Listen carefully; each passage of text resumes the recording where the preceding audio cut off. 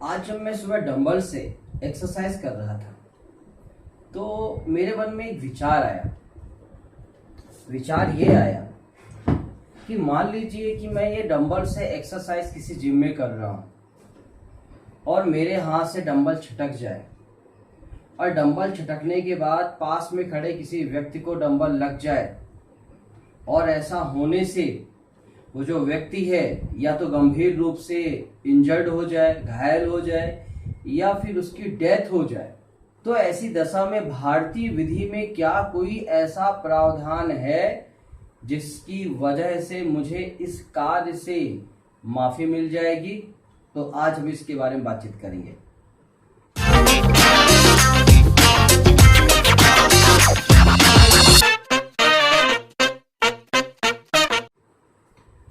हाय everyone, myself Mahakaleshwar Mishra और आप देख रहे हैं मेरा चैनल लॉ पॉइंट। तो आज के टॉपिक में हम देखेंगे कि यदि किसी दुर्घटना की वजह से कोई व्यक्ति इंजर्ड हो जाता है या किसी व्यक्ति की डेथ हो जाती है तो क्या मुझे उस दुर्घटना पर बचाव मिलेगा? तो भारतीय दंड संहिता इंडियन पेनल कोड का जो चैप्टर 4 है वो साधारण अपवाद के संबंध में बातचीत करता है, जर्नल एक्सेप्शंस के संबंध में बातचीत करता है। ये जो साधारण अपवाद का चैप्टर है वो सेक्शन 76 से लेकर के 106 तक बताया गया है, जिसको आप दो पार्ट में डिवाइड कर सकते हो। चार्ट के माध्यम से मैंने उसको यहाँ पे बताने का प्रयास किया है। अब देखिए, इसी साधारण अपवाद का जो पहला पार्ट है जो 76 से लेकर के 95 तक में है, वहीं पर एक सेक्शन है सेक्शन 80 जो बातचीत करती है कि यदि विधिपूर्ण कार्य करने में कोई दुर्घटना हो जाए, accident in doing lawful act, तो ऐसी सर्कमस्टांसेस में आपको क्या साधारण अपवाद के तहत उस कार्य से बचाव मिलेगा?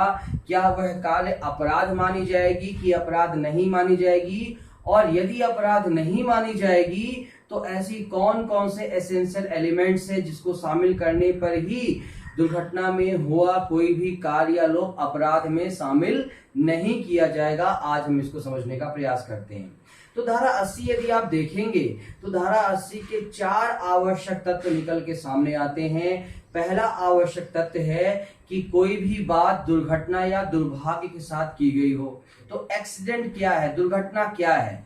तो दुर्घटना को आप बहुत ही सरल शब्दों में समझिए कि कोई भी अप्रत्याशित घटना जिससे कोई अन्य व्यक्ति इंजर्ड हो जाए। तो एनी अनएक्सपेक्टेड इवेंट जिससे कोई अन्य व्यक्ति क्या हो जाए, इंजर्ड हो जाए, तो यह क्या कहलाती है? दुर्घटना कहलाती है। दूसरा शब्द है मिसफॉर्चुनेट। तो मिसफॉर्चुनेट यानी दुर्भाग्य। तो दुर्भाग्य मतलब कि कोई भी अप्रत्याशित घटना जिससे व्यक्ति स्वयं या उससे संबंधित कोई भी व्यक्ति या उसका कोई रिलेटिव या उसका कोई कह सकते हो कि मित्र यहाँ पर यदि इंजर्ड हो जाता है तो ये कहलाएगा दुर्भाग्य। ठीक है ना?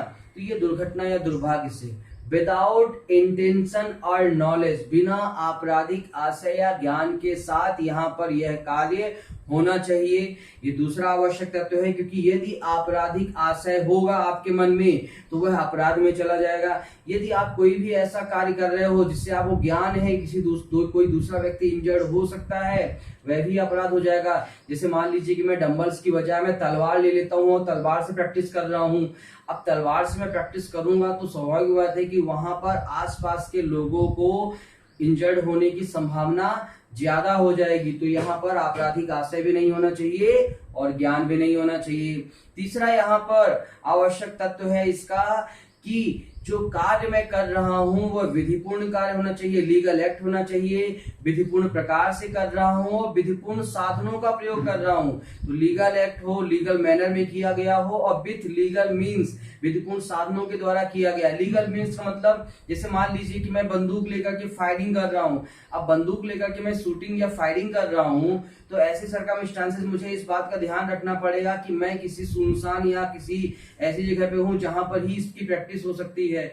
आप डंबल्स किसी भी जिम में कर सकते हो, लेकिन बंदूक से फायरिंग आप किसी भी जगह नहीं कर सकते। उसके लिए फायरिंग रेंज में आपको जाना पड़ेगा। तो मुझे इस बात का ध्यान रखना पड़ेगा कि मैं कह सकते हो कि लॉफुल साधनों को यूज करूं और लॉफुल प्रकार से उसको यूज करूं। और लास्ट में कहता है कि सम्यक सतर्कता और ध्यान के साथ, with due care and attention के साथ मैं यहाँ पर काम करूं तो ही मुझे यहाँ पर इसका बचाव मिलेगा। सम्यक सतर्कता और ध्यान का मतलब ये होता है कि मैं डंबल्स करते समय इस बात का पूरा ध्यान रखूं कि मेरे आसपास कोई व्यक्ति ना हो। भाई हो सकता है कि डंबल्स मेरे हाथ से छटक जाए और किसी व्यक्ति को वह इंजर्ड कर दे, तो यहाँ पर मुझे इस बात का ध्यान रखना पड़ेगा कि आसपास कोई नहीं हो। लेकिन फिर भी मान लीजिए कोई व्यक्ति इस चीज को नहीं ध्यान रख पाता है और मेरी पूरी सम्यक सतर्कता और ध्यान के बावजूद भी कोई व्यक्ति इंजर्ड हो जाता है, तो मुझे यहाँ पर धारा 80 इंडियन पेनल कोड का डिफेंस मिलेगा, बचाव मिलेगा और मेरे इस कृत्य को, मेरे इस कार्य को अपराध नहीं माना जाएगा। तो धारा 80 की ये 4 आवश्यकता मैंने आपको बता दी। अब धारा 80 को समझने के लिए हम कुछ केसेस को भी देखेंगे। 2 अच्छे केस यहाँ पर महत्वपूर्ण केस हैं।